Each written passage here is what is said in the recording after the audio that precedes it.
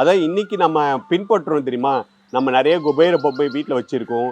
நிறைய சைனீஸ் வழிமுறையோடைய இதெல்லாம் நம்ம பின்பற்றி வீட்டில் வச்சிருக்கோம் தெரியுமா? அது கிடையவே கிடையாது.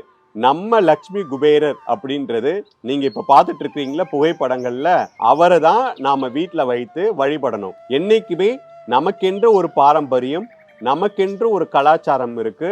அதை நாம எப்பவுமே விட்டுறக்கூடாது. ஆகவே நம்ம வீட்டில் வைத்து வழிபட வேண்டிய குபேரர் இவர் தான். ஆகவே நாம் இன்னொரு நாட்டோடைய அவங்களுடைய பூஜை முறைகள் நம்ம பின்பற்றதை காட்டிலும் நம்ம பெரியோர்கள் நமக்கு சொல்லி கொடுத்த இந்த குபேர லட்சுமியை வைத்து நாம சுக்கிரஹோரையில பூஜை செய்யும் போது யாருடைய அருள் கிடைக்கும்? மகாலட்சுமியோடைய அருள் கிடைக்கும், சுக்கிர பகவானுடைய அருள் கிடைக்கும். சுக்கிர பகவானால நமக்கு என்னெல்லாம் கிடைக்கும்? சினிமாவில் வெற்றி பெறணும்னு நினைக்கிறவங்க, அரசியல்ல வெற்றி பெறணும்னு நினைக்கிறவங்க, பிஸ்னஸ்ல வெற்றி பெறணும்னு நினைக்கிறவங்க, அவங்களுடைய எல்லா போராட்டங்களும் முடிவுக்கு இந்த பூஜை செய்யறதுனால வெற்றி பெற முடியும்.